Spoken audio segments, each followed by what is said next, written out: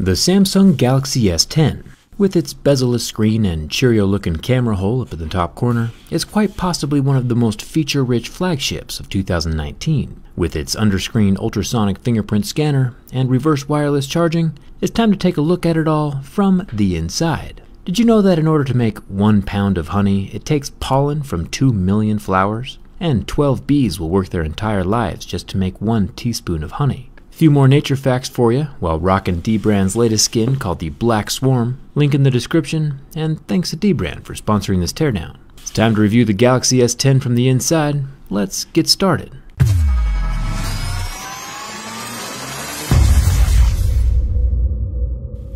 Glass-backed phones might look intimidating to take apart at first glance. No visible screws, just a solid glass sandwich. But it's actually not too bad. I can use my heat gun to get the phone warmed up till it's just barely too hot to touch, and then pull up on the glass with a large suction cup, while simultaneously slipping a razor between the frame and the glass to cut away the adhesive, and then repeating the process several times to keep the phone super hot and the adhesive soft. The whole process only took me about 5 minutes, and I still have all my fingers. Not too shabby. The first look inside the phone shows that the rear glass has nothing attached to it. A clear S10 would definitely be possible. With everything covered in black plastic though, there wouldn't be much to show off. Nothing quite tops last year's clear Pixel 3. The wireless charging pad doesn't look like it changed too much, which makes sense. Whether power is being sent or received, it's still going to happen through the circular copper coils inside this pad. Inductive coupling allows the coil to pull power from or transfer power to whatever wireless charging coils are placed next to it. Pretty nifty. There are 14 screws holding the wireless charger and black plastics to the motherboard. Once the screws are gone, I can pop off the black plastics, exposing the internal circuitry of the Galaxy S10. On the undersides of the plastic, we see square contact pads that line up with the motherboard to transfer that wireless power, and then a few more square contact pads down here next to the loudspeaker. These also rest up against the motherboard. Pretty normal stuff so far. I'll unplug the battery and take out the SIM and SD card tray, and then I can take my plastic pry tool and unclip the screen ribbon, just like a little Lego. The headphone jack ribbon, and the front-facing 10 megapixel Cheerio camera, also unplug. It's not actually called a Cheerio camera, I just can't help myself at this point. No optical stabilization on this little guy, but we'll get an up-close look at the underside of that screen here in just a second. There are 2 screws down at the bottom, supporting the charging port, and another silver screw up here in the main chunk of the motherboard. And once those are unscrewed, the whole motherboard can come loose from the frame. Now here's where we run into a problem. You might have spotted it already. The charging port is soldered onto the motherboard, and not removable. This is super disappointing. With last year's Galaxy S9, if your charging port or bottom microphone stopped working, the replacement part could be purchased on Amazon for $15, keeping your phone alive for cheap. But now that Samsung has made their charging port permanent and not replaceable, repairing a charging port or microphone is not possible anymore. This is some Apple-level anti-consumer planned obsolescence baloney. USB-C, while pretty reliable, can still break with time or corrode. The bottom microphone could also fail at any point. It's pretty lame of Samsung to make it permanent. Not cool. Now if something stops working, you have to buy a whole new phone when your warranty runs out, instead of replacing it for just $15. From the Galaxy S6 till now, they've all been modular. While that change is rather unfortunate, Samsung did add another camera up here, which is good. Now we have 3 cameras attached to the upper portion of the motherboard. You might be thinking to yourself, man, that is an ugly color of plastic they're all sitting in, which is true, but it's the natural color of plastic before dyes or coloring is added. So Samsung is probably just saving a few pennies on a part that nobody sees, except for the millions of us watching this teardown. Thanks for subscribing. On the left we have a 12 megapixel telephoto camera with optical image stabilization, and in the center we have another 12 megapixel normal camera. Samsung claims this has OIS as well, but I don't see a whole lot of movement. And on the right we have a 16 megapixel ultra-wide camera that I'm pretty excited about. Not excited enough to upgrade my Galaxy S8 just yet, but I do like where the future is headed. The main center camera is still rocking Samsung's mechanical variable aperture. This is normally controlled with magnets. The little flaps dictate how much light can get into the sensor, so it can take better pictures. Samsung's doing some pretty cool stuff. No glimpse of the ultrasonic fingerprint scanner yet. I have a bad feeling it's going to be hard to get to.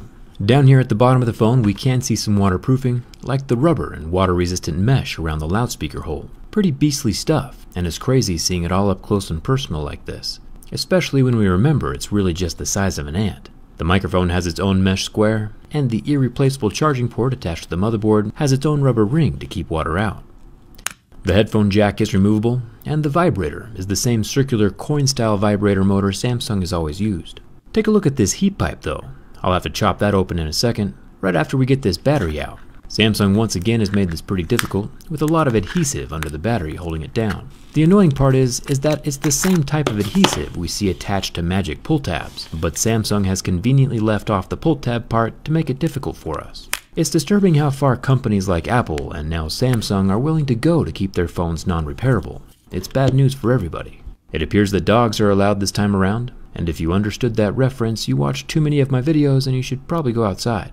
Let's get a closer look at that heat pipe. There is a water damage indicator next to the SIM card tray opening, and the copper pipe on the S10 is massive compared to the heat pipe on last year's S9. I'll put both teardowns side by side for you.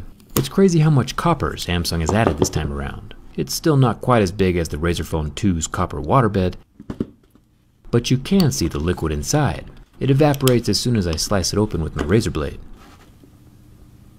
It also looks incredibly dirty inside, which is something I haven't seen before. Copper doesn't rust. It turns green when it oxidizes, not brown. That's the same reason why the copper Statue of Liberty is green. The mud inside this copper pipe is something else, and I'm not sure what or why. Every heat pipe I've opened up has been clean. There are copper strands inside though. These help the liquid wick from one end of the pipe to the other to transfer heat.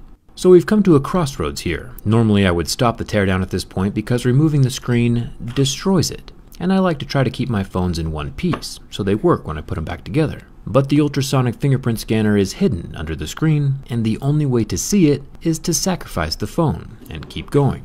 Tough choice. Alright, I'll flip a coin. Heads, we take the screen off to see the ultrasonic scanner, and tails, we put the phone back together in one piece.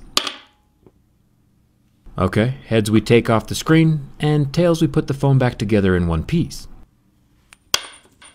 Nice. First try. It's gotta be fate. One cool thing before we get started is the front sensors next to the Cheerio camera, like the proximity sensor, are under the display. Just like OnePlus's optical fingerprint scanner, they can see through the pixels. Pretty crazy. The reason Samsung screens are impossible to remove in one piece is because the display underneath the top glass layer is super fragile and will crack like a potato chip if anything touches it. And since the whole front of the phone is the screen, there is a 0% chance of the screen surviving this removal process. With the last bit of adhesive removed, the screen finally folds away from the phone frame, exposing the circuitry of the ultrasonic fingerprint scanner. This is kind of a long video, but don't fall asleep yet. I'm going to unlatch the fingerprint scanner from the displayed ribbon, and then slide my tweezers under the ribbon to pull it out. The ultrasonic fingerprint scanner is now disconnected, but the scanner itself is glued to the underside of the super thin AMOLED display. The rectangle can transmit high-frequency sound waves through the glass that then bounce off your finger and come back to the sensor, which then verifies if it's the right fingerprint or not due to how the sound waves reflect off of the ridges in your fingerprint. Pretty awesome technology, especially with how thin it is. We learned during my durability test that it does not function well with cracks or gouges in the glass though, probably because it messes up how the sound waves reflect. Even with all my attempts to get it off, all I managed to do was rip the cable. There's no replacing the ultrasonic fingerprint scanner. The glue holding it to the underside of the display is pretty permanent. One thing that's super interesting about the scanner is that while the screen is taken off, you can see the exact location and position of the ultrasonic rectangle when light is shining on it from behind. It's even more interesting when we see that the sensor is not positioned in the middle, like you might assume or expect. It's actually 4 mm closer to the left side of the phone than it is to the right side of the phone. The off-center rectangle is because of where the ribbon was connected to the sensor. You know, the part that I ripped off. The ultrasonic sensor is indeed centered on the phone. Samsung just added a little extra space to the left of the sensor connection for the ribbon. That's why the whole thing looks off-center. Normally this stuff would never be visible when the phone is in one piece. I just thought it was interesting. Cool stuff though. You can see the mill markings on the inner frame of the Galaxy S10, meaning the frame was carved out of a solid block of aluminum. That's probably what helps it be so strong. I'm excited to see where ultrasonic fingerprint scanners are headed in the future. They are so small and thin, it could easily fit anywhere underneath the display, or cover larger portions of the screen, or even fill the screen area entirely as the technology improves. The glass of the screen appears to be uncracked at the moment, but I'm still pretty sure that the display is as dead as a doornail. I'll toss everything together real quick to give it a try, including the motherboard and the 3 screws holding it in place. When I try to turn the phone on though, I get the briefest flash of light, indicating the display is totally dead. May it rest in peace. Double pressing the power button still gets the camera to move though, so the phone is alive, just needs a new screen. Not too bad. Incredible phone, awesome technology. I wish it was more repairable, but at least now we know. What feature do you think is most important on a smartphone? Let me know down in the comments. Come hang out with me on Twitter and Instagram, and see what your phone looks like with Swarm on it using the link in the description. Thanks a ton for watching. I'll see you around.